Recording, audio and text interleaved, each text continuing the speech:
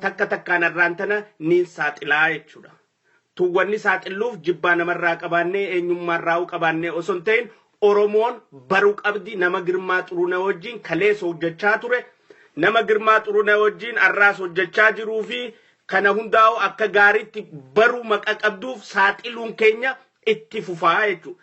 Tana qophiin teenya taarraa caasaa Girmaa Xuruunee tan ala kanatti isaa wajjin gaafa qeeroodhaa wal qunnamaa turtee fi ta'ammallee isaa wajjin hariiroo qabdu saaxiluu fi hawaasa Oromoodhaa beeksisuudha. Kanaafuu share godhaa invite friends keessan godhaa sirba wallistoonni keenya shaneedhaaf baasan kanaan isin afeeraa jechuudha. Sirbi kun shaneedhaaf ba'e. Hoggantoota shaneetiif ba'e. Warra kaayoo ganamaa jallisu jiruuf ba'e. Warra maqaaf qabsoo nyaachuu jiruuf ba'e sirba kana dhageeffadhaa eegas sagantaa teenya seennaa jechuudha. Nagaan naa turaa. Dhiifama. Sirbi kun kan shaneedhaaf wallistoonni afur emotionii baase nama gamtaan ta'uudhaan baasanii liqii dhageeffadhaa.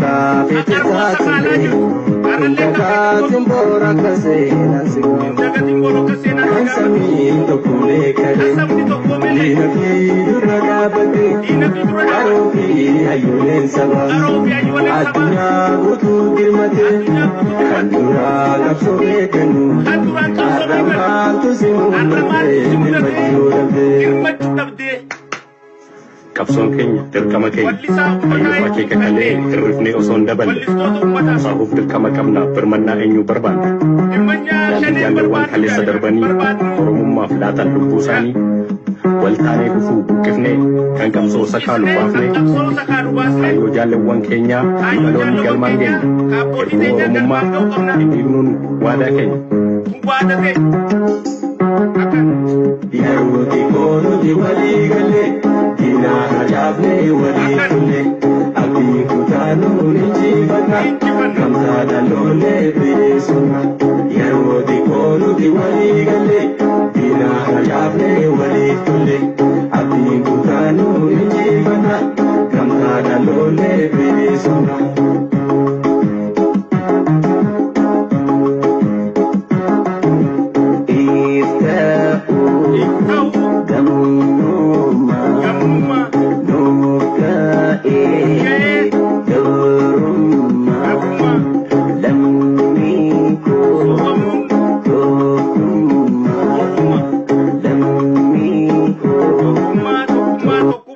adawwi if keessa baasuun amma jechuudha.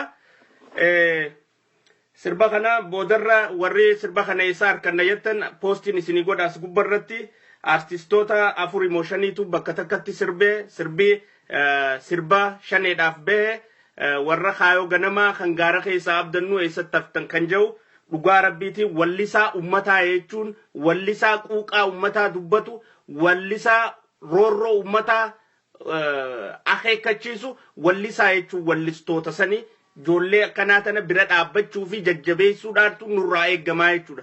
Dirqama keenya osoo akkasitti dhugaarra daandii haqaarra kayaanu taate osoo akkasitti dhugaarra qabannee kan tarkaaffannu taate osoo dibaa walirra goonee kun kiyyaan kaan kiyyaan walirra kun nu maleedha kun kaani wal cinaa dabruu baanne dhugaasa walitti himnee wajjiyyaane arraan tana ajandaa wayyaaneen baastuu fi lukkeelleen isaanii nu fidaa oolanirraa haasawaan oollu jechuudha. Hanga qabsoon teenya daandii haqaarratti hin deebinetti hanga qabsoon teenya loltoota bilisummaa Oromoo biyya keessaa jaarrannee loluu hin eegalletti hanga humnaa fi dhaabaa fi qabsoo teenya fudhannee ummata biraan gahuu hin dandeenyetti ajandaan dhaabbachuun taa'u warri irraa haasoo nu dhumuun teessu warri arrabaaf uumames warra waa dalagurra bobba'uun isaaniitis hafan qabu jechuudha. Kaayoon teenya ifaa fi ifa waan Oromoon ganama abbootiin teenya jaarmee abbootiin teenya ganama qabsoo dhugaatiif jaarte san hujii dhugaasaniif oolu qabdidha. Naggataaf ooluun qabdudha. Warri beezmantii namaa jala galuudhaan jireenya isaanii nafaqaa tanaan kijiba oofuudhaan dalagaa hin jirree fi hujii hin jirre ni jirti jechuudhaan nafaqaa uummatarraa guurratanii qabsoo uummataa sakaalan hundinuu jireenyi isaanii itti habadu malee bilisummaan ummata Oromoodhaa baduun qabdu. Isaan du'anii habadanii agabanii haadhabamanii malee qabsoon Oromoodhaa hidhannoo dhabuun qabdu. Isaan jireenyi isaanii itti fokkotee bakki jiraatan wanni nyaatan haadhabanii malee qabsoon Oromoodhaa gaara keessaa dhabamuun qabdu. Kanaafuu namni nafa'inu hin jiru qabsoo sabaan nafa'ina malee. Gareen nyaachisnu hin jiru qabsoodha jiraachisna malee. Yoo kaayoon teenya san taate yoo mul'anni keenya san ta'e akkuma duraanuu himnee jirru hojii hojjetamaa jirtu jajjabduutu jira isii tana itti fufnaa bal'inaan irraa haasoinaa jechuudha. Gama biraatiin amma dura waa'ee lukkeen Girmaa Xuruunadhaa fi Keeyeroon Miciyyoo Qaadhimaa Girmaa Xuruunaa turte taammaan tana Tasfaayee Diimaatii wajjin jiraachaa jirtu irratti lukkeen waa'ee iccitti beeytu akka gabbaastee haasoitu irratti dirqama Amboodhaa fi Saamii kannee turuun kiyya ni yaadatama. Dirqama sanirra dhaabbatanii isaanillee shaakalliin isaan godhan hin milkooyi. Achirraas deebi'anii yeroo Amboon nu gaafachuudhaan Amboon akka yeroo isaanii kan nu gaafatee ture yeroo san isaanii kannee jira wanni fooyya'ee fi wanni godhame takkallee nu jiru jechuudha. Sababni Miciyyoon tun iccitti hedduu beeyti waa hedduu beeyti namoota isa kana boombaa yookiis Girmaa Xuruunaa dubbisaa ture beeyti. Namoota isa kana wajjin hariiroo qabu fi kana hunda ala kanarraa beeyti isii san saaxiluun shanee akka jirtu saaxiluu taati yookiis warra shaneedhaaf hojii ala kanatti hojjechuu jiru irra guddaan isaanii isaan kana saaxiluu taati yookiis caasaa Girmaa Xuruunaa ta'ala tana keessa ammaa hojjechuu jirtu saaxiluu maqaa taatuuf Miciyyoon akka waan kanan dubbannerra dhoorkamtee jirti ugguramtee jirti jechuudha. Miciyyoodha dhoorkuu danda'an malee abbaan fadhe waan ummata keenyaa tolaa fi waan ummata keenyaaf ni fayyada jennee nuti amanne nu dhoorkuu hin danda'u. Miciyyoodha dhoorkuu danda'an malee iccittiin caasaa qabnuun neetwoorkii qabnuun iccittiin akka nu bira geenye dhoorkuu hin danda'an. Arra dhaloota ammaa joollee ammaa waa dhooysuu takkaayis duraayin bahadha jettee yaaduuniin gogummaa hambaan qabne. Tanaafuu gaafa dubbannu sanis akka maqaan kun harka jiru dubbadheetiin ture eegas boodallee warri if saaxilanni jiranii jechuudha. Maaliif akka maqaan isaanii as keessa jiru maqaa if beekaniif namoonni tokko haasawaa isaanii keessatti akka raayyaadhaa if saaxilee jira jechuudha. Girmaa Xuruunaa wajjin hojjechaan ture wallistoota akkaan jaaruu na dirqee maaliif jaaruu dandeessaatii wallistoota jaarinaan je'eetiin akkasi wajji hojjedhee jira warra biyya keessaallee kanniin hojjechuu hin dandeenye akka wajji hojjedhuuf godheetiin jira jee if saaxilee jira jechuudha. Namoonni hedduun if saaxiluu eegalanii jiran. Maaliif akka maqaan isaanii as keessa jiru akka nu jalaa bahuu hin dandeenye if beekanii jechuudha. If beekan. sanifu dursani nama arrabsu yookiis ibsaaxiluudhaan najaabahuun hin danda'amtu abbummaan fadheewu ka maqaan isaa as keessa jiru yoo maqaan isaa jiraate ni jira yoo maqaan isaa hin jiraanne hin jiru jechuudha. Tanaafuu namoonni akkasii dafanii ibsaaxiluun isaanii bareedaadha. Gaafiin hin qabu immoo maa gaafa Girmaa Xuruunaa san ifin saaxilin maa amma ibsaaxilan dirqamnaan wanni edaa Girmaa Xuruunaa kana waan Girmaa Xuruunaa tana dhiisa waan Keeroon kana dhiisa waan kana kaasinaa jedhaniif maqaan isaanii maqa keessa jiruuf if beekan saniif nam dhiisaa waa'ee isii tana time out marree out dhiisaa Keeroon kana dhiisaa waa'ee isii tana Girmaa Xuruunaatii fi dhaaba kana walitti harkisinaa dhiisaa wanni jechaa turaniif hariiroo isaan Girmaa Xuruunaa wajji qaban ni saaxilamti ta'etu sodaa maqa qabaniif dubbiin tun deemteeti waan nuti godhaa turree fi waan nuti keessa jirru hundaa'u nu saaxiltii sodaa maqa qabaniif jecha san godhaa turanii jechuudha. Awwanni na gammachiisee osoon asirra dhufee maqaa isaa hin dhayin inni an wajjin Girmaa Xuruunaa wajjin hojjechaatiin turee wallistoota jaaruu dandeeyti qabda ani beeku gaa institutiona inni mana barnootaa ka wallisaa kan irraatti eebbifame daarektarummaadhaan leenjii addaa kan itti fudhateetti eebbifame beeku ammoo wallisaa leenjisuu irratti dandeeyti addaa qabda tanaafuu dandeeyti teetanaa wallistoota naajaarii je'ee na daleessisee jiraa Girmaa Xuruunaa wajjin dalageetiin jiraa aniisii je'ee namni ibsaaxilee dhufee jechuudha. Sanifu ibsaaxiluun isaanii gaariidha. Maa amma ibsaaxilan maa duraan ibsaaxiliniin ta Oromoon gaafachuu qabdu jechuudha. Tanaafuu nu keessa jira kanu nyaatu. Nu keessa jira kanu basaasu. Nu keessa jira kanu diinaaf nu kanu. Nu fakkaatee deema ka diina keenyaaf nu saaxilu. Nu laalata fakkaateeti deema ka akka nuti hin bilisoomne barbaadu. Ka akka nuti Itoophiyaa jala cabnu barbaadu nu keessa jira jechuudha. Tanaafuu guyyaan isaanii gahee jira abbaan fadheen nu dhoorkuu hin danda'ani. Keeroon dhorkuu dandeessan malee akka nuti waan saaxille akka nuti waan dirreen baasne namni nu dhorkuu danda'u hin jiru jechuudha. Qabsoota na gaafaan eegalu hoogganaa akkaan hin qabne ajajaa akkaan hin qabne ifirra dhaabbadhee caasaan qabuu fi maddeeniin qabuu fi dhugaan beeku taniin bara 15 dabre hundaa'u qabsoo Oromoo keessatti qorachaa turee fi xinxaalaa turee fi ragaan sassaabaa ture hundarra dhaabbachuudhaan waan ummata kiyyaa tolaa fi waan ummata kiyyaa fayyadarratti dubbachuu fi saaxiluurra akkaan if boodan jenne waada isilii galuun kiyyani beekamaa tunis sanirra dhaabbadhee taniin saaxiluu jechuudha. Namoota Girmaa Xuruunaatii wajjin walqunnamtii qabaachaa turanii fi namoota ammallee walqunnamtii cimtuu ni qaban ja'amee amanamuu fi warra caasaa gaafa Girmaa Xuruunaa Keeroo gaggeessu san Girmaa Xuruunaatii wajjin walii bilbiluudhaan imeela godhuudhaan namoota biyya keessaa walitti erguudhaan nama Girmaa Xuruunaa biratti erguudhaan akka caasaan Girmaa Xuruunaatuun hojiinsaa jabaattuu fi biyya keessa daleeydu taasisuu irratti namoota ala kanarraa Girmaa Xuruunaatii wajjin neetwoorkii cimtuu qabaachaa turan namoota 17 arraantana kan hin saaxilu tahaa jechuudha. Tokkoffaa Tashoomaa Diimaadhaa itti gaafatamaa Keeroo Support Group International Support Groupiti inni beekamaadhaa jechuun neetwoorkii directly contact qabaachaa ture boombaadhaa wajjin. Tashoomaa Diimaadhaa directly itti gaafatamaa miseensa adda bilisummaa Oromoo shaneeti warra horrooti direct communication Girmaa Xuruunaatii wajjin qabaachaa ture jechuudha. Video gaafa nuti Keeroo magaalaa tanatti goonusan ragaadhaaf ta'aa jira guyyaa eeggachaa jirti isin garsiisna. Tashoomaa Diimaa kun miseensa adda bilisummaa Oromoo kan ture gaafa sammoo shaneen Keeroo duuba hin jirtu jecha nama kakachaa turee fi nama akka Keeroo fi abaa'oo wal quban qabne himaa ture. Video isaa qabnaa jechuudha. Arraantan ammoo abaa'oon shaneedhaa naatu duuba jira gizeetu waan wal faalleessuuf deemaa jechuudha. Saniifuu Tashoomaa Diimaadhaa International Keeroo Support Group Directora itti gaafatamaadha ture. Inni kun direct contact telefoona bombaa yookiis Girmaa Xuruunaa abbaa sadii qabaa jechuudha. Telefoona bombaa yookiis Girmaa Xuruunaa abbaa sadii fi email isaa hunda qabaachaa nama ture. Ammallee hariiroonsaa Girmaa Xuruunaatii wajjin jajjabduu fi namoota adda bilisummaa Oromoo rakkisanii fi cinqan biyya keessatti warra waayii jaarra je'ee deemuu fi wayii sossoosna je'ee deemuu hundaa'u shaneedhaan alatti jechuudha. Shaneedhaan alatti karaa Girmaa Xuruunatiin laqaaqsisaa jiraachuu yookiis akkaanii fi wanni san fashaltu taasisuu irratti nama hojjechaa jiru ciminaan hojjechaa jiru jechuudha. Tashoomaa Diimaadha. Lammeeffaa Dasuu Duulaa. Dasuu Duulaa kun Yuurooppaadha jira.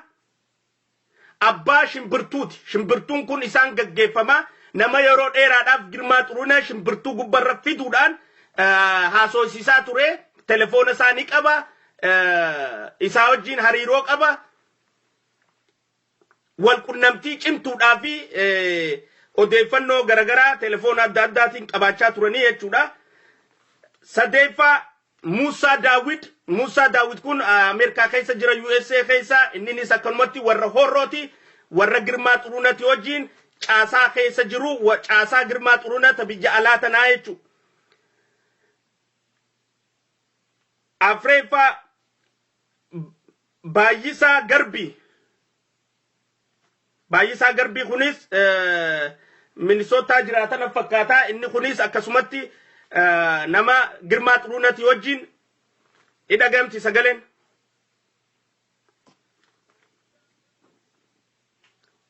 Okay, ni dhagamaami. Namni bira kun nun jiru ka maqaansaa keessan jirre keessatti ni daanu Rabbii tokkicha sodaanna. Ka maqaansaa keessa jiru immoo hin dhiisnu. Dharaan dubbannu dhugaa qofa dubbanna. Haqaaf dhaabbanne. Boruu duunaa dhugaa jirtummoo nama keenya beeksisuurraa, ummata keenya beeksisuurraa if boodatti hin deebinu jechuudha.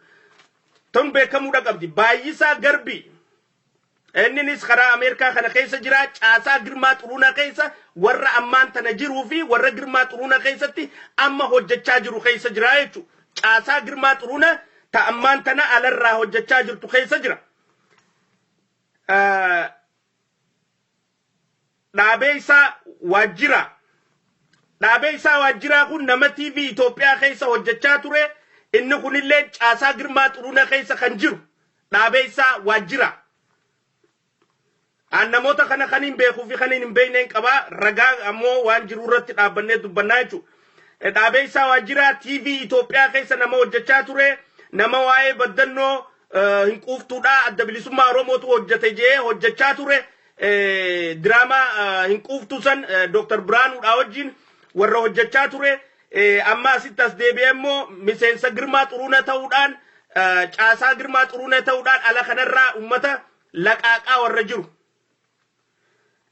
Hiccitti sabaa ummata qabsoo sabaa diinaaf gabaasaa warra jiru keessaa. Torbaffaa Raggaasaa Oljira. Raggaasaa Oljiraadhaa shaneedhaa Girmaa Xuruunati wajjin caasaa guddoodha qabaa kutaa USA keessa jira. Torbaffaa Haayiluu Idaa. Idaa deemoo Ida'ee waan akkasitti Haayiluu Ida'ee. Inninis Ameerikaa kana keessa jira. Caasaa Girmaa Xuruunaa keessa jira jechuudha. Warra Girmaa Xuruunaa wajjin ammallee iimeela walii godhu ammallee telefoona walii bilbilu keessa jira. Warra ammaas biyya deemu karaa Ameerikaa kanarraayis warra faallaa shaneedhaatii fi adda bilisummaa Oromoo ta'an karaa Girmaa Xuruunaatii fi caasaa kan keessaa miidhuudhaaf warra Girmaa Xuruunaa keessaa hojjechuu jiru. Girmaa Xuruunaa ammallee dabal eejantii ta'eeti hojjetaa jira gisee isiniin jennu kanarra dhaabbanneet.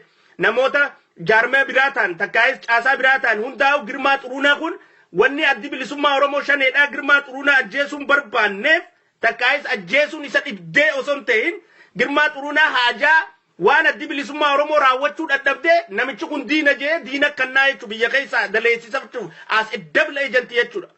Saniifuu nama biyya keessa seenu ka ollaarraa seenu ka wayii daleeyna jee bakka biraarraa deemu hundaa'u Girmaa Xuruunaa kana daleessifachuu jecha Girmaa Xuruunaa nageenyisaa akka eegamu barbaadde addi bilisummaa Oromoo shaneedha.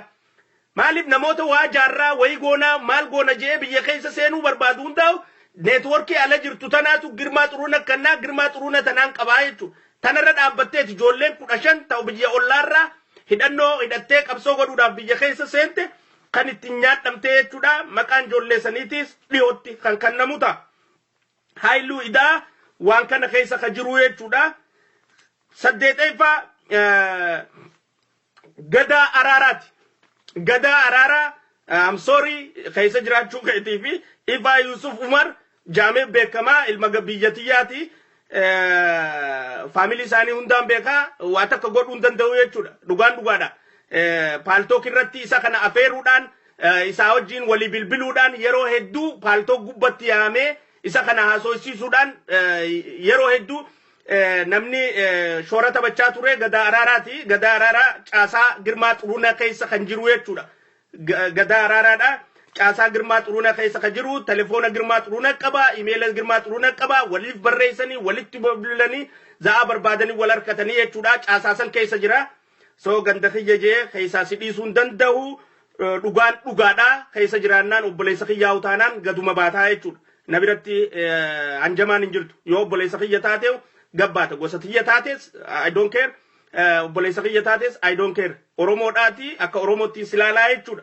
gaafa waan kana keessa seente maqaan kee dhufnaan ni himamtaa jechuudha tanaafuu waa takka sii godhuu hin danda'u Gadaa Araaraa caasaa Girmaa Xuruunaa keessa jirtaa jechuudha sagleeffaa Odaa Xaseeti Odaa Xaseedha akkuma beekamutti caasaa kana keessa Girmaa Boombaadhaa wajjin ta'uudhaan waan kana hojjechaa nama ture ta'uu isaanii beekamaa Girmaa Xuruunaatii wajjin ammallee lafa jalatti waa hedduu namni biyya keessatti waan sabaa balleessuu irratti hojjechaa jiru isaa jechuudha keessaa ijoollee qaqqaroo qabsoo gaggeessuu barbaadduu fi ijoollee adda bilisummaa Oromoo qunnamna jettee biyya keessaa sosossootu hundaa'u karaa dhaabaatiin dhufti karaa dhaabaa keessaan karaa Odaa Xasee keessaan Girmaa Xuruunaa faadhadheeti Girmaa Xuruunaadha ijoollee sabboontoota karaan inni itti laqaaqee wayyaanee nyaachisu caasaasan keessaanii jechuudha kaayoon adda bilisummaa Oromoo jijjiiramteeti qabsaa'ota nyaachuu taatee jirti hogguu jennu dhugaa kanarra dhaabbanneeti haqa kanarra dhaabbanneeti ijoollee sabboontoota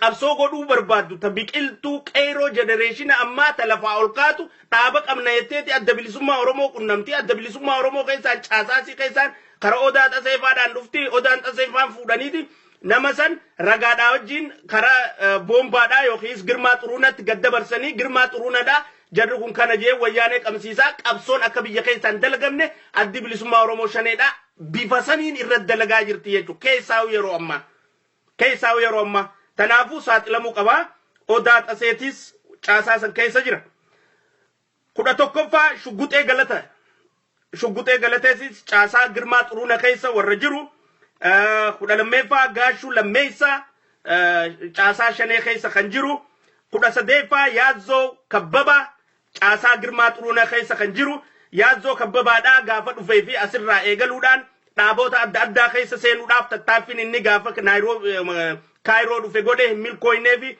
eegas bootaas Yaazzoo Kabbabaadhaa diraamuma inni eega Ijipti dhufee fi asidduu dalage eega Kaayiroo dhufee fi asidduu diraamuma Yaazzoo Kabbabaa dalage yoo laaltan if booda deebitanii lilme na diran Jawaari na dirsiis OMN na dirsiis maarre waquma inni an dooktara jee interview inni godhe waquma inni eegaanii fi Kaayiroo dhufee fi asidduu laaltan akka inni Girmaa Xuruunaatii wajjin kaayoo wayyaaneedhaa hojjechuudhaaf dhufe ta'ifa namaa baatu jechuudha ta'ifa namaa baatu waquma inni from day one Kaayiroo gaafa seenerraa eegalee hujuma inni hojjechuu jiru yoo laaltan akka inni Girmaa Xuruunaatii fi wayyaanee wajjin caasaa camtuu biyya Kaayirootti ergamtee dhayxe malee baqatee nama dhaqee miti inni baqataa fakkaatee jiraachuu jira malee he is in a mission irra jira saniifu waan inni gaafa sanirraa kaasee ilaa ammaa idduutti hojjechuu jiru yoo if booda deebitanii laaltan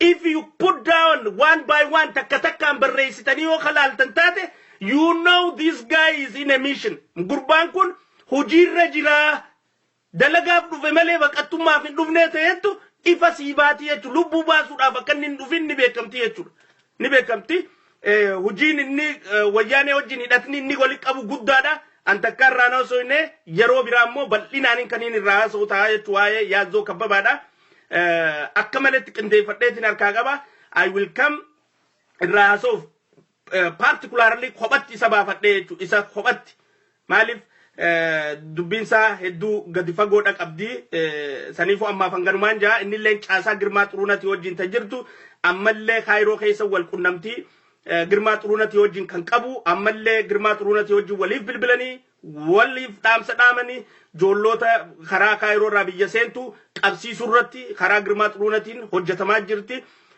Joollota Egypt keessatti ammaan tana hojii baqattoota irratti roorroo addaa oofuudhaatu argamaa jira. Nama sponsorri ba'eef flightiin baateef gaafa Naayiroobii jirru nuti namni nuti ID keenya dho'isinuu fi information keenya waa'ee baqattummaadhaa dho'isinuu nama miseensa adda bilisummaa Oromoo shaneedhaati. Ni dho'isina. Halkan gurraacha biyya sanii baane nuti. Maaliif those guys they are enemy of Oromo. Akkamitti hiree nama jala barreessitee balleessite. How could? Hanga fadha yoo yaada wal dhibdellee nama tokko akka inni biyya baqataa keessa kadhataa ta'ee hafuuf, akka inni sadaqaa kadhatuuf, akka inni rakkatuuf, akka inni achitti ilmaanii fi warraa wajjin cinqatuuf nama ilma Oromoo tokko jala akkamiin namni Oromoodhaa kataba yoo adawwiin ta'in namaa ba'uu qabdii baradda. Adawwummaadhaaf nama jala katabaa turan jechuun Naayiroobiittis tanuma godhaa turan. The same thing. Nama meeqa flight irraa deebisan, nama meeqa hiree isaa harka balleessan. Nama meeqa. Saniifuu namni akka jirutti waa'ee information isaa itti himuu jechuun miseensa shaneettii fi warra shanee ciqilfatu kana faallaa itti himaa turre jechuun nuti. Warra shanee bira buna dhuguu, warra shanee ciqilfatu, warra shanee biratti bargaafatee taa'u, warra shanee bira rafu kana hundaa'u dhugaatti himnu nuti. Dhugaatti himnu. Ammallee caasaa tanaatu caasaa Girmaa Xuruunatiin hoogganamtuu fi shaneedhaan hoogganamtu tanaatu ijoollee Oromoodhaa Kaayiroo keessa rakkisaa cinqaa jira jechuudha. Akka isaan hireen harkaa baddu jala katabaa jira. Ilmi Oromoo dhaabni qabsoo Oromootiif falma jiru, dhaabni diina biyya saame qabu, dhaabni diina biyyarraa kaasuu barbaadu. Wannummaan ilma Oromoo tokkoo fi lama jala gandayyuu deddeemee waa jala katabuuf maali dhaabni san? Maal dalagaa dalaguu dhabee dhaabni? Maal waan godhu dhabee dhaabni? Biyyaa'uu diinaatu harkaa qaba. Nama hedduu harkaa'uu diinni ajjeesu jira. Diina irratti xiyyeeffachuun isee namoota tokko yaada isaanii dura dhaabbate. Akka qabsoon tun sirrooytu barbaadu, akka qabsoon tun karaa deebitu barbaadu namoota tokko dura dhaabbate maaliif dhaabni hiree namaa balleessa?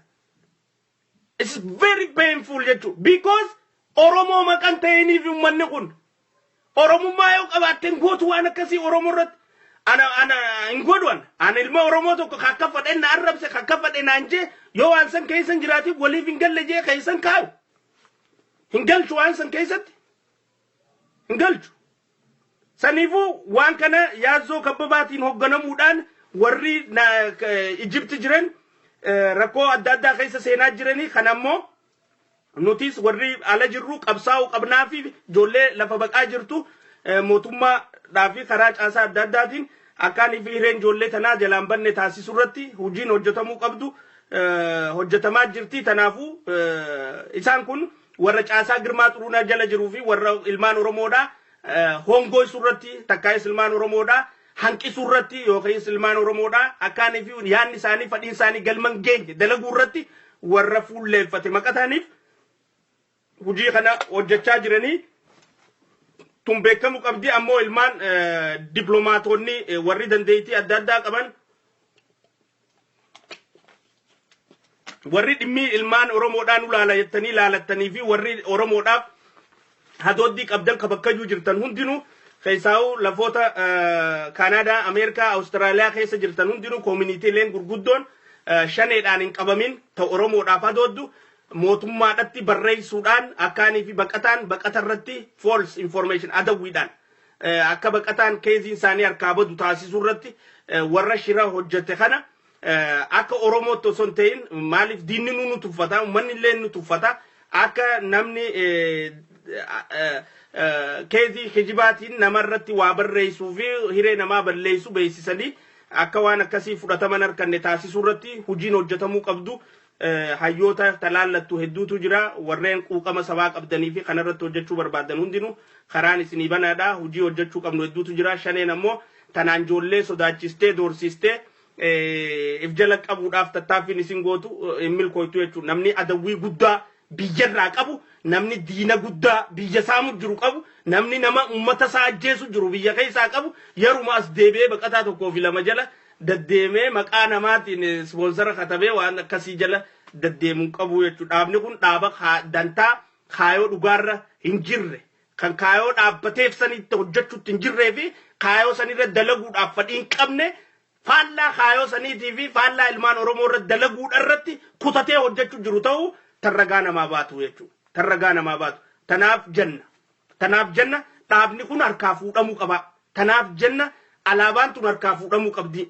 Tanaaf jenna qabsoon tun biyya keessa deebuu qabdi. Qeeroodhaan hoogganamtee qabsoon tun karaa biyyaa deebitee namni biyya keessaa qabsoo tana maqaa kanaa fi alaabaa tanaan qabsoon tun biyya keessaa gaggeeffamuu qabdi. Naggatni qabsoodhaan deemu dhaabbachuu qaba wanni jennee anaannannee dubbannuuf dhugaa jirtu tanarra dhaabbanneeti jechuudha. Dhugaa jirtu tanarra dhaabbanneeti san akkasi beekamu qaba. Kudha afreeffaa waan ajaa'ibaati. Waan ajaa'ibaati ka kudha afreeffaa kuni misgaanaw gulummaa irrina. Misgaanaw gulummaa irrina nama Girmaa Xuruunati wajjin caasaa tartiibaa qabu. Girmaa Xuruunati wajjin. Misgaanaw gulummaadha taaniin asirratti addatti isinii ibsu. Tasaa inni directly kan Geetaachoo Asaffaa wajjin communication qabu. Jedadinat akaaloch gaara. Caasaa tika biyyattiitii wajjin wal qunnamtii hariiroo daandii kan qabu jechuudha gurbaan kun. Girmaa Xuruunati wajjin caasaa haa qabaatu malee wal beekumsa haa qabaatu haa walii bilbiluu wajjin information wal jijjiirrachuu wajji hojjechuu fi kun haa jiraattu malee misgaanaan an beekan hin jiru misgaanaadha maqaansaa haadha abbaa yaamanii itti guddatanii Oromoo ittiin gowwoomsuuf maqaa jijjiirratanii naan galu wanni kanaa beektan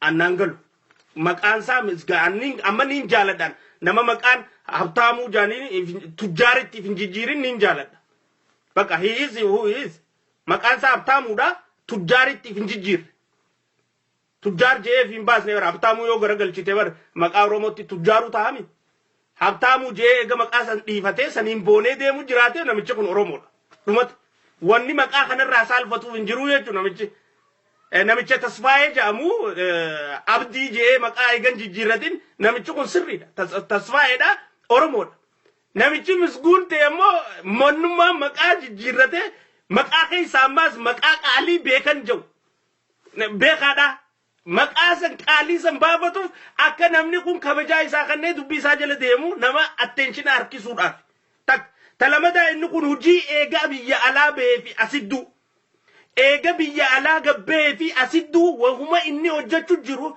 yoo laalle taniif inni kun dhugaadhaan diinaan ergamee hojjechuu jiru ta'u ta ifa namaa baastu jechuudha. Tanuma ifa namaa baastu.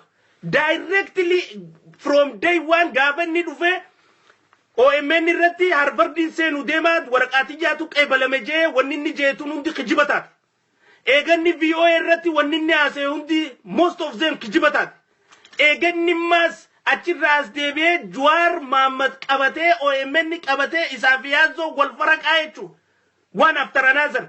OMN balleessuu irratti tattaaffii inni ganamaa kaasee galgala irraa kaasee Jawaarii fi OMN irra godhu unbelievable jechuudha.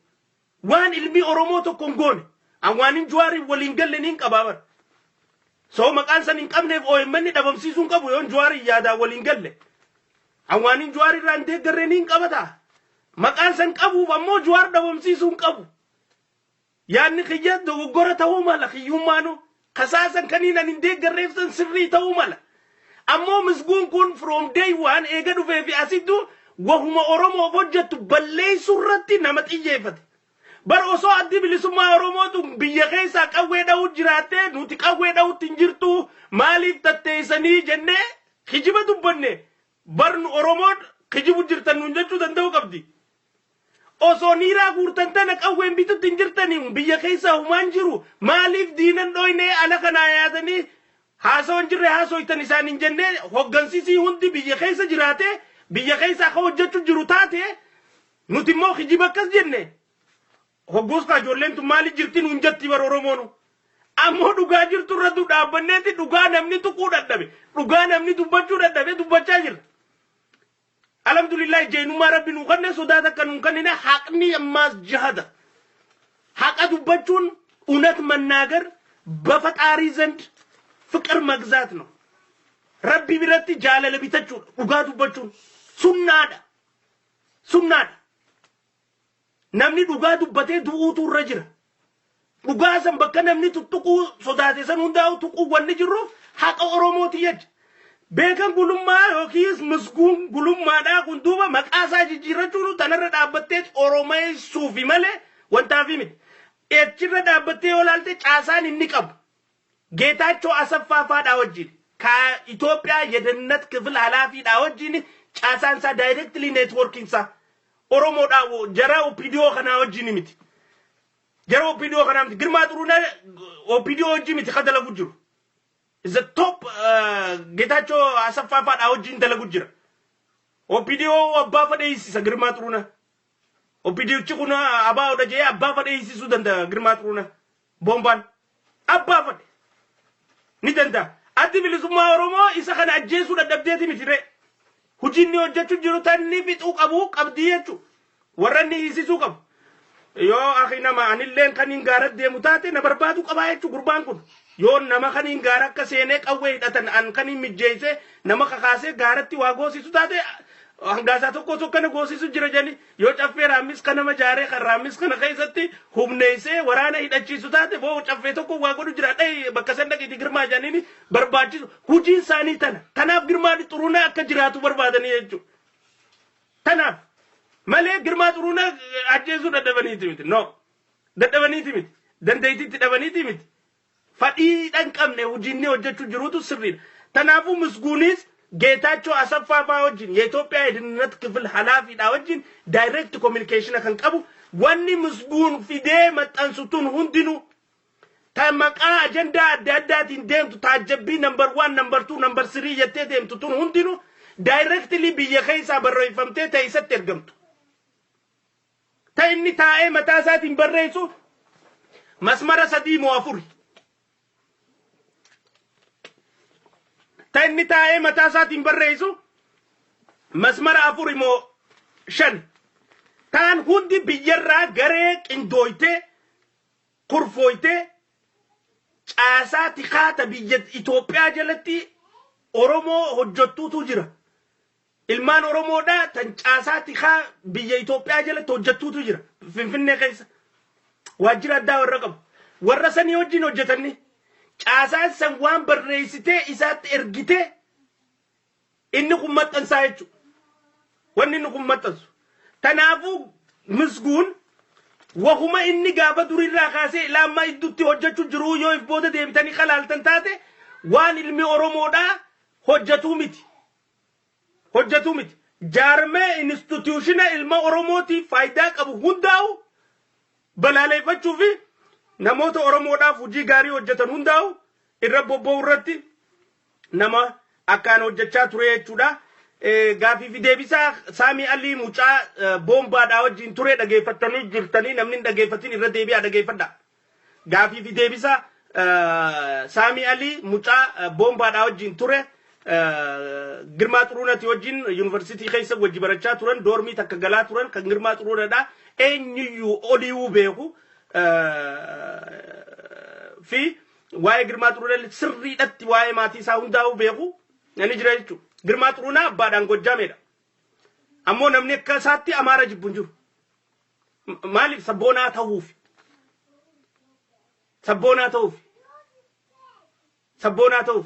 مالك يو خرلا في سا أشيخني في أركيفتو تاتي نماتو رترك nama turre tarkaasitu wanni inni hojjechaa jiru fi turre san hundinuu caasaa adda bilisummaa Oromoo shaneedhaatiin deemtu san hundinuu boombaan nama akkamii nama tooftaa akkam fayyadamu tan jettu hundaa'u atte baastee tan beektu jechuudha. Tamis guntunis akkasitti beekamuudha qabdi. Innilleen akkuma misguunitti akkuma Girmaa Xuruunatti bilisummaa booda jeeri feesa dheereessaa ture. Eeganaaf irraa gisee ijoolleen fuggaraatti goote firraa ciree malee dheereessaa ture jechuudha. Simboola addaa ka Oromoo tana keessaa boombaa fi inni qaban jechuudha. Ka boombaa fi inni qaban. Saniifuu sansanii gama biraatiin Tashoomaa Diimaa jennee jirra. 17 raajaa abbaa garoo. Raajaan abbaa garoo akkuma inni nuu ifimee jirutti akkuma inni nuu if saaxilee jirutti Girmaa Xuruunati wajjin ana dura inni if saaxiluusaa hedduu na gammachiiste. Maaliif osoonaan isa saaxilee hangaasaa maqaa arrabsuuf hangaasaan isa saaxilee jechuutu dhufa turte. Gowwaadha malee silaa aayilii qabaateef hin saaxilu. Maaliif na arrabsu jiraa miti? Maqaan arrabsu jiruuf cal jechuu qaba turte inni silaa aayilii qabaate. Wanni maan na arrabsuufu maa waan kana saaxiltaadha. Waan biraati miti. Wanni inni na arrabsuuf maa waan kana saaxiltaadhaaf. Silaa aayilii qabaate nama bilchaataa xiqqoo waa barate ta'e ifin saaxilu je'eetiif eega jechuudha. Nin beekama nama meeqa ka callisee if eegu jiru eenyufaadha. I know. Anamma namoota tokkoon yaadaan waliin gallu jee maqaa keessatti ni ta'u. Raayyaa Abbaa Garoo nama Girmaa Xuruunati wajjin hojjechaa ture. Nama Girmaa Xuruunatii fi inni walii bilbilaa turan. Nama ammallee Girmaa Xuruunati wajjin hariiroo qabu. Akkuma inni nu ibsaaxiletti Girmaa Xuruunana bilbilee ture. Anilleen itti bilbileetiin ture. Girmaa Xuruunati wajjin hojjechaatiin ture. Wallistoota jaarii naan je'eetiin dandeettii wallistoota jaaruu qabda naan je'eetiin wallistoota jaaruu irratti hojjechaa ture. Nama 17 miti nama 170 hundaatu wallistoota wajji dalagaa ture. Tii Girmaa Xuruunati wajjin hojjechaatiin ture. Anilleen irra naayida'uu je'ee dubbachaa ture. Irra naayida'uu je'e malee akka maqaan isaa jiru maqee if beekuuf if dura dubbate jechuudha. Tanaafuu innilleen caasaa Girmaa Xuruunaa keessa nama jiru nama ammallee isaanii wajjin hojjechaa ture. Kan biraa namni isaa wajjin hariiroo qabu Ahmad Sayyooti. Humaa godhuu hin danda'u. Ahmad Sayyoodha. Namaan jaaladhu, namaan kabaju ilma Harargeeti, obboleessa kiyya. Oromoon hundi ilmaan obboleeyyan kiyya. So humaa godhuu hin danda'u. Kabajaan sii qaba. Ammeenyaan sii qabu hin qabu. Ahmad Sayyoodha kan mucaa South Africa san interview godhee mucaa boombaa wajjin jiru san Oromoo TV irra dalagaa Torontoodha jiraata. Inni kun Girmaa Xuruunati wajjin networkiidha qaba. Girmaa Xuruunati wajjin maqaan kee keessa jira. So waa takka godhuu hin danda'u. Ahmad Sayyoodha mucaa boombaadhaa wajji dalagu jiru kana interview nama godhee hogguu mucaan boombaan kun eenyu wajji dalaga je'aniin shaneedhaa wajji dalagaa mucaan jennaan silkii mucarra qat godhee interview sanillee ummataaf naman dhiyeessin jechuudha. Ahmad Sayyoodha Toronto kan jiraatu obbol abbaa keenya ni kabajnaa ni jaalannaa ammoo unfortunately maqaan kee keessa jira. Humaa godhuu hin danda'u. Interview mucaa goote sanillee dhiisuun kalaqa guddaadha. Oromoon amma mucaan hime akka ati interview isa goote akka silkii irra cufte eegas boodallee si deddeebisee jalaa kaasuu akka didde saniifuu miseensa shaneetis turte. Ammallee shanee wajjin akka jirtu ni beekama. San mirga keeti. Ammoo caasaa Girmaa Xuruunaa keessa telefoona Girmaa Xuruunaa akka ati qabduu fi isa kana wajjin networkii kana keessa akka jirtu beekamee jira jechuudha. Tanaafuu innilleen caasaa kana keessa jira. Kana kun wallistoota hin dabalatu.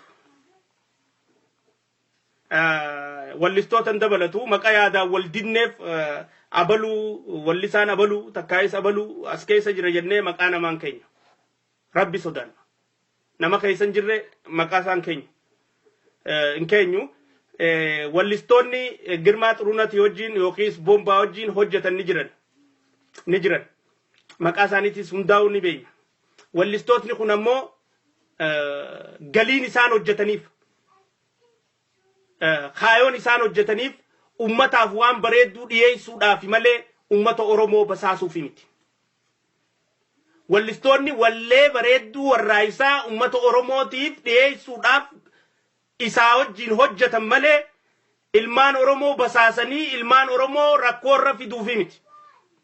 Wallistoonni Oromoo kamiyyuu kan Girmaa Xuruunati wajjin hojjetan wallistoota abba shanii jira. Basaasni Girmaa Xuruunati wajjin sabboonaa fakkaatanii ummata saaxilaa turan. Wallistoota abba shanii jira. Wallistoota gantuu, wallistoota faradduu, wallistoota sabaaf quuqamu fakkaattee ummata Oromoo saaxiluu irratti fi ummata Oromoo nyaachisuu irratti takkaayis warra quuqama sabaa qabu. Maaliif business as usual jechuudha. Maallaqa guddaa maqatti harkattuuf caasaa wallistootaa keessaa basaasteeti warra qabsoodhaaf kutannaa qabuu fi nama kaasuu irratti hojjetu akkaan kan ni ta'a jechuudha. Warri akkasii kan Girmaa Xuruunati wajjin hojjetan namni 5 ni jiranii jechuudha. Wallistoota 5. maqaan isaaniitii fi kun hundinuu nu harka jiraa jechuudha. Wallistoota shanan san ammaaf maqaa isaanii yeroon isaanii hin geenye arran dabarsinuu jechuudha. Ammoo wallistootni biraa if beekan isaanii wallistoonni biraa hundinuu wallee Oromoodhaa warraayisa Oromoodhaatiif istuudiyoo isaa fayyadamuudha jecha dhaqani takkaayis tajaajila wallee irraa fudhatanii dhiyeessuudha. Waanuma akkanaatiif dhaqan malee hamtuun isaa wallistoonni kun Oromoo miidhuudhaaf yookiis Oromoo basaasuudhaaf yookiis Oromoo irra dalaguudhaaf bakka san dhaqaniif hin qabanii jechuudha. Bakka san dhaqaniif hin qabanii. Kanaafuu wallistoonni shanan sanis guyyaa biraa kan maqaan isaanii saaxilamu ta'a. Kanaafuu walumaa galattuu warreen namoota inni Girmaa Xuruneewwati wajjin ala kanaa hojjechaa jiran yeroodhaaf kan maqaan isaanii nu harka ga'e isaan kana. Isaan kun gaa mara addunyaa hunda keessattuu tamsaasanii kan jiranii jechuudha. Gama biraatiin fuula keenya kama Keyroonii fi Tasfaayee Diimaa deebisnee jirra. Ammallee informeeshina carraa biraa kanninaa fi Keyrooniif informeeshinni akka laman namaa kennamuu danda'a. Keyroon ni dhageeffatta viidiyoo kiyya ayinaw sirri dhageeffadhu. Informeeshina basaasni akka laman namaa kanna.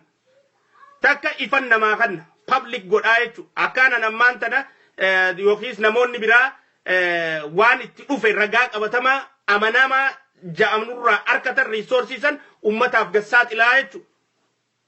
Informeeshinni maas kan lamadaa harka lafa jalaatiin namaa kannama. Amma namoonni informeeshina kana atimma informeeshina sibira jiru public gabbaatee ummatatti himuu yoo dadhabdellee yoo ummata gabbaatee dubbachuudhaaf akka himtetti boombaan haadhatee obboleeyyan kee karakkisu taate fira kee karakkisu taate aan firan qabu anaaliin qabu ammaatiin qabu kaisarraa haasawu isaa'u dhiisuun taawwan isaa'u isarraa haasa'u miti waan inni godhee miti isaa'u yoon harkadhe dhiisuun taa'u to that point hagachitti falmaan tiyyaan isaa'u yoonaa fi inni nu waliin dhufne dhiisuun taa'wan dhiisi isarraa haasa'uun takkaayis gochasaa haasa'uun laaftuudha waan inni ummata Oromoo irratti godhee haasa'uun laaftuudha isaa'u yoo harkadhen dhiisuun maaliif hojiin inni ummata Oromoo irra godhu jiru kun dhaabbachuu maqa qabuuf ati immoo eega sodaatte sodaa kee understand siifin godha harka lafa jalaatiin information sibiratti hafee naa dabarsi ummataaf hin gatima baas dhugaa jirtu sibira harka lafa jalaatiin Facebook kiyya keessa ni jirtaati harka lafa jalaatiin dhugaa jirtu hundaa'u barreessi naa ergi ati an ummata Oromootiif nin saaxilaa jechuudha. Tanarratti walii gallu. Tan biraa wanni biraa taasifamaa jirtu ni jirti kaleessa Kanaadaa keessa Albertaa Edmonton keessa adde Saamiyaan miseensi gumii sabaa dhuftee turte walgahii san arkuu hin dhabdani warri walgahii san agartan walgahii san hongaan xumuramte namoota Edmonton keessa jiru nama hangasan keessa namoota kuma meeqatti lakkaawaman keessa nama dhibba warran geenya kachitti argame warri san hundinuu eenyu akkataan ni beeynaa jechuudha. Eenyu akkataan ni beeynaa hongaani gaggeeffamte isinleeni haasawu isin goote keessatti addi bilisummaa Oromoo gorfamuu ni danda'a garuu dhabamsiisuu hin dandeessanii jettee warra laayivii haasawu kanaaf darbattee jirti. Akkanumatti illee namoonni achi keessa gaafii gaafatanii jiran jechuudha. Waa hedduu gaafii namoonni achi gaafatan keessa nulleen namoota achumaa qabnaa ijoollee waan achi deemaatii fi kana hunda achirraa nu gabaastu ni qabaachaa turre jechuudha. Tan nama lakkooytee nu hintus qabaachaa turre jechuudha. Qaamni keenya achi hin jiraatin malee ijaa gurri teenya afaan keenya achi jira. San keessa nuti adda bilisummaa Oromoo gorsaa hin jirru. Adde Saamiyaa wanni siin galin. Adde Saamiyaa hedduu si kabajnaa. Adda bilisummaa Oromoo keessaanii baatee jijjiirama seentee jijjiirama keessaanii baatee dhaaba biraa seentee dhaaba biraa keessaanii baatee dhaaba Oromoo hunda seenteeti ammaan tana shanet deebite ni beekna ati shaneef hojjechuu rakkoo irraa hin qabnu mirga keeti ammoo ummata Oromoo kijibuudhaatu rakkoodha saniin barbaanne nuti kaleessa haasawaa keessatti adda bilisummaa Oromoo gorsuu ni dandeessanii dhabamsiisuu ni dandeessanii ta'etu haasawite. Nuti adda bilisummaa Oromoodhaa gorsuttuu hin jiru. Addi bilisummaa Oromoon gorfamu. Maal isa isin hin galu? Addi bilisummaa dhaaba akkamii gorsa namni? Dhaabni hin gorfamu. Nama ka gorfamu. Namaatu gorfama malee dhaabni hin gorfamu. Nama achirraa kaasna malee adda bilisummaa Oromoo dhabamsiisuu namni barbaadu hin jiru. Caasaa si dabalatee shanee jedhamtu san si dabalatee shanee jedhamtu saniitu achirraa dhabamuu qabaa jechuun jirraa bara adda bilisummaa Oromootti achi hin dhiibina. Hin dhiibina naman dogoggorsiisina. Saamiyaa dabalatee caasaa shanee jedhamtu taakaayoo adda bilisummaa Oromoo dabsite saniitu achirraa dhabamuu qabaa jechuun jirra nuti. Addi bilisummaa Oromoo dhaaba. Dhaabni hin nyaatu, hin udaanu, hin rafu, hin ka'u, hin haasa'u, hin hojjetu. Dhaaba akkamii gorsa namni adda bilisummaa Oromoo gorsuu hin dandeessani. Addi bilisummaa Oromoo akkamii gorfamti? Hin gorfamtu. Maal balleessitee gorfamti addi bilisummaa Oromoo? Nama adda bilisummaa Oromoo namarraa haasa'u jirra nuti. Kanaafuu waan namaa tanuti hoggansarraa haasa'u nu dhaabatti achi hin jijjiirina. Tun tajoollee isin jala deemtuun gowwoomsitani. Nama ijaan banatii ka isin jalatti gaggabeef ka gowwoomsitan. Nuti karraa haasa'u jirru caasaan shaneedhaa ta hoggansaa taachirra teessan san kannaa miti, dhaalmayaa miti, dukkaanaa miti wanti tuni waan sabaati hiiqaa irraa ka isinirra jajjabootu obboleeyyan keessan dhalatee jira ka isinirra jajjabootu ilmaan Oromoo gurguddatee jira bakka gadhiisaa fi qabsoo haa gaggeessanii isiniin jechuun jirraa bara. Hanga attanattan, hanga kijibdan, hanga faraddan, hanga qabsaawaa dhabamsiistan. Tanaafuu bakka sanirraa hiiqaa isiniin jechuun jirra. Isin baanna malee adda bilisummaa Oromoo hin baannu. Tarmeeqa isinitti himna. Tanaafuu waan adda bilisummaa Oromoodhaa hin kaasina teessan haasa'u jirra nuti. Shanirraa haasa'u jirra. Saniifuu waan namaa wanni dhaabata achisiiftan namni wanni isin jala deemuuf isin jaalateeti miti tanani beeyna nuti. Adda bilisummaa Oromoo jaalata ummanni nulleen adda bilisummaa Oromoo san jaalanne isin jibbine isin jala hafne nuufi warri isin jala deemu garaagarummaan nuti hanga isin achirraa buutanii achirraa dhabamtanii qeerootti qabsoon tun kannamtu abada qabsoon tun sirrooytu ejjennoo jennu qabna. Warri kaan ammoo lakki keessuma yaaneeti mee qabsoota nan facaasnu teenyeetuma keessatti waa sirreessina hangaruma garaagarummaa nuti qabnu. Isin jaalalaa fi miti waan ummanni achi yaa'usan adda bilisummaa Oromooti. Tanaaf adda bilisummaa Oromootiin gowwoomsuudhaaf nama jaamsuudhaaf adda bilisummaa Oromoo dhabamsiisuu hin dandeessanii gorsuu malee tayyattu maqmaaqsa achirratti ati dubbatte namoonni achi keessa jiran hedduunu si taajjabanii jiranii gama biraatiin waa'ee miidiyaa irra deemurraa hedduu haasoytee turte. Obboleessi kiyya tokko kaachitti deebisaa si kannee jira. Ka gaafillee si gaafate. Bara 26 guutuu ummata Oromoo kijibuun saabaa'oodhaan injifannoon mul'atiin garsiisne jechuun qawwee biyya keessa hin jirreen nama sossobuun qabsaa'uu fadhu dhabamsiisuun kijibni bakka walgahii hundattuu bara 26 dabreef gaggeessaa maallaqatti guuraa turtan san akkamitti isinin mul'achuu dhabee isin kaarra nuti isinit dubban bar nuti ummata kijibutti hin jirru isinitti dubbachuu jirraa bar nuti isin bar ummata kijibu jirtani. This is our big difference. Garaagarummaan keenya guddaan kana nuti ummataaf dhaabbanneeti ummataaf waa saaxilu jirra. Isin ummata gowwoomsuu fi ummata dura dhaabbachuu jirtan. Isin ka kijibu jirtan ummatatti. Nuti immoo dhugaadha ummatatti jirra.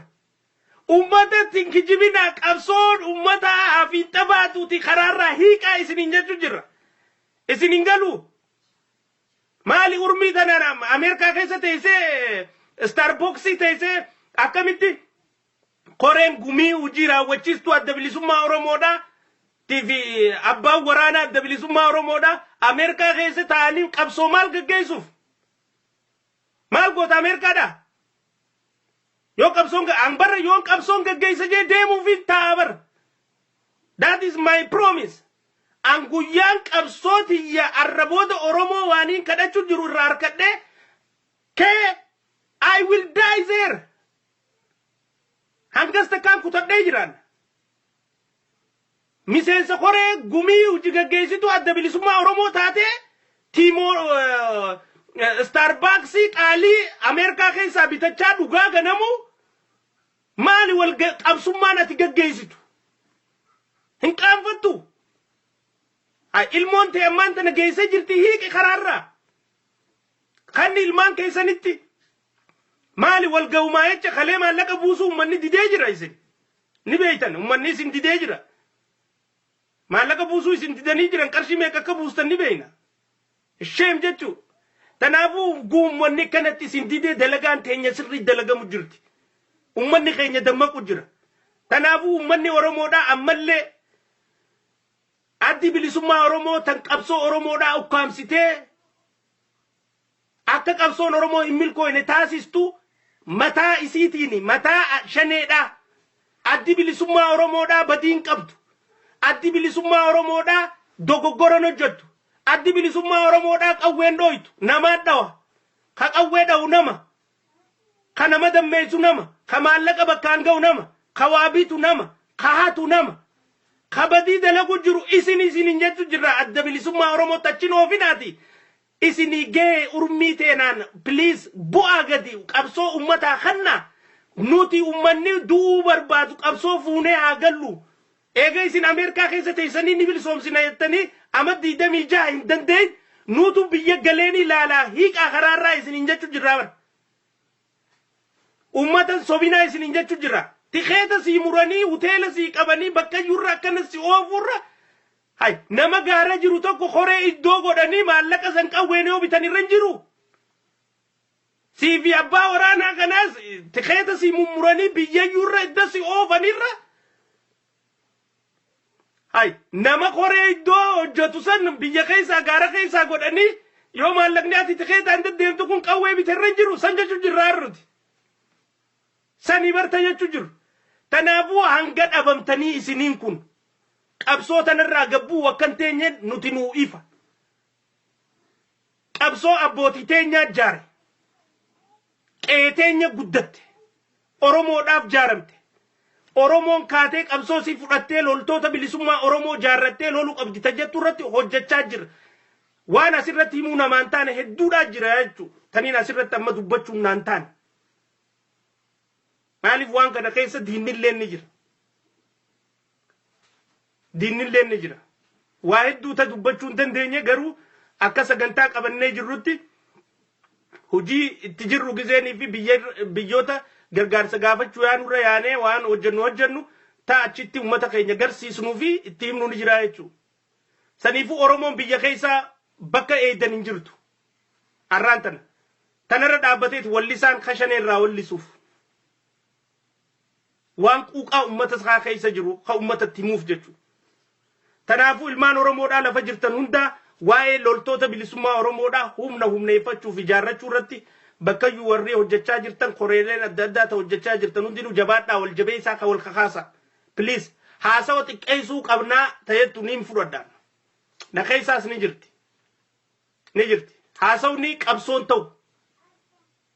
qabsoon ta'u wanni saaxilamuu qabdiif gabbayee dubbachuu jira malee dis torbaan kana guutuurraa dubbachuutti hin jiru hin fadhu waanni hojjedhuu na heddummattee jirti hujii hojjechuu irratti xiyyeeffachuu eega shanee hangan takka ummata keenya beeksisne eega shanee hangan takka shaneen dhiifamuu qabdi ta'e shaneen ajjeefamtee kalloon isii akka jawweetti mukarratti yoo goggooyde malee nama biyya irraa beekamu yeroo hedduu khalatni Oromoon irratti dammeeytee dhooytee dhiistee rifattee fi biratee isii ammaas biyya irraa beekaati isin waqaramuu qabdi guyyuu akka tumtuutti waqaramuu qabdi ganamaa galgala waqaramuu qabdi isin warri kun ganamaa galgala shaneen adda bilisummaa Oromoon jenne nuti shaneen jaarmee kana warri deeman saamiyaa irraa eegali fireem maashaw irraa eegali warri qabsoo tana qabee deemuun corporate limited company kana keessa warri jiru warri share company kana keessa jiru kun hundinuu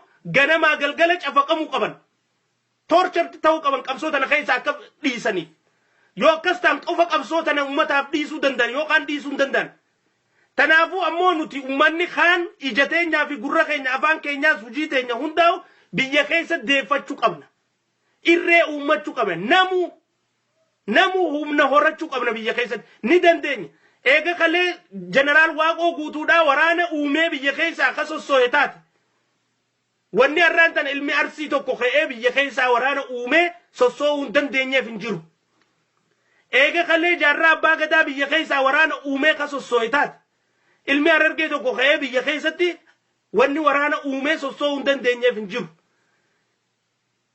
jiru eega Taaddasaa Birruufaan akkasitti ka dalagan taate wanni hin dandeenyeef hin jiru karaa daandii isaanii kana qabannee nuti yoo kayaanu taate daandii nadhii gammadaa faa qabannee kayaanu taate yoo sheenaan isaanii kanu jirtu taate haasawa dhiisnee haasawa xiqqeessinee humna keenyaa fi diinagdee teenya waraana jaarrachuu irratti guddifachuu danda'uu qabna tanaaf ammaas ani kanneetiin jira deemuudhaaf alhamdulillah lafaan jiruun na ballatteetiin jiraadhaan ask whoever is living bakkaan an jirutti kana jibbullee gaafadha namaa oliin dalagadha alhamdulillah niiraa dhaban qabu jireenyi kiyya qooqa am happy jireenya kanatti quufaan qaba guyyaan deemu taa'u qabeenya kiyya isiniin garsiisa kaniin asii qabu what I have alhamdulillah dhaban qabu akkatti kaniin dalagee fide jechuu kuuli nama kutatu gaara dirre deebisu nuti harka qullaa biyya tana seenne wanni nuti arraan tana irra jiru alhamdulillah rabbil alamin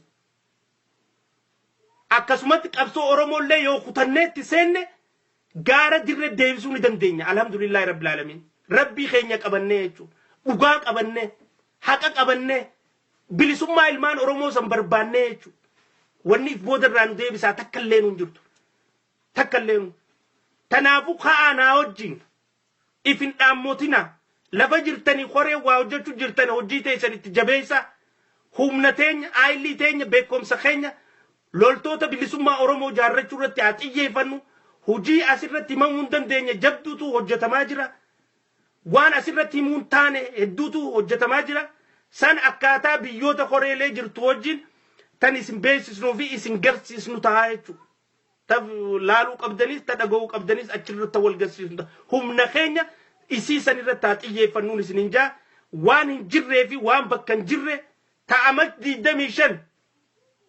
26 qabsooytee nu bilisoomsuu hin dandeehin amma boodallee amma 25 fi 26 qabsooytee nu bilisoomsuu dandeeysi jedhee namni eeggatu jiraannaan gowwummaadha nama haareen lafaa ka'ee qabsoo tana lafaa fudhateetu bilisummaa Oromootiif falla fiduu danda'a nama aaree kutatee muratee ka'e anaannatee ka'e Oromoon cina jirti rabbiilleen cina jira namni rabbi irratti hirkate maas irkannoo olitti hirkatee wanni inni dhabuu taa'u hin jiru yoo daandiin tee haqa taate yoo karaan kee haqa taate yoo carraan tee hundinuu mul'anni kee ka dhugaa dhaabbate tee bakka abbaan ga'uu dadhabee ilmii wanni hin geenyeef hin jirtu waan abbootiin teenya duuteef nuti ka galmaan hin geenye wanni dhiisnuuf hin jirtu jechuudha hin jirtu tana abdii guutuun firraa qaba tanaafuu naa wajjin kaa an deemuuf qophiidha irra deddeebi'eetiin isinitti hime waan hin barbaadu qofa na cinaa dhaabbadha achi booda gaara Oromiyaa keessa na arku teessanii jechuudha biiznillaahi taala yoo rabbiin jee beegzaabeer fiqaad ba'allaa fiqaad fadhii rabbiitiin achi keessa na arku teessanii jechuudha yoo rabbii jee tanaafu kaanaa wajjin kutadhaa warri kutattanis bakkayyuu hojjedhaa waan kana na cinaa dhaabbachuudhaaf kaa akkuma OMN jaarree qilleensa bilisoomsinetti gaara keenyaa fi Oromiyaa teenyaa fi biyya teenya bilisoomsuudhaaf loltoota bilisummaa Oromoon nu feesisa loltootni bilisummaa Oromoodhaa jaaramee sochiin isaa biyya keessaa eegalamuu qabdi yeroon amma nama jaaruuf nama feesisu ammaan tan Oromoon hundi tajaaramuu barbaaddu biyya keessaa Oromoon hundi taloluu barbaaddu biyya keessaa Oromoon hundi du'uu feetu biyya keessaa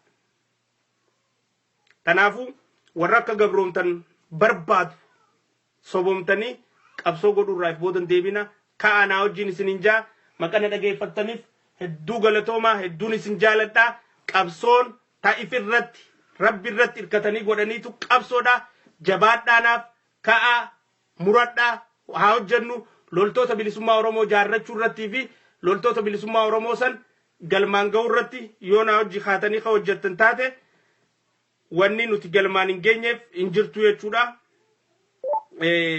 Sirba reefuun tana dhageeffachaa turtan san isin dhageessiseetiin nagaatti isiniin jaa.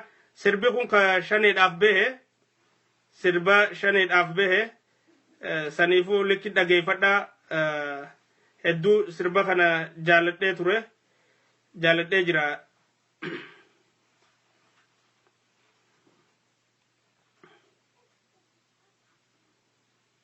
Naaf folchaaniin baasa.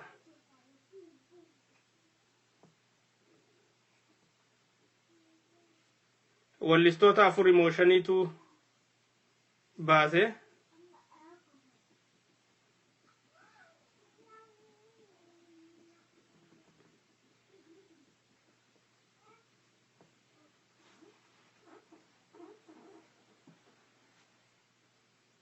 I think arguun dandeenya na fakkaata.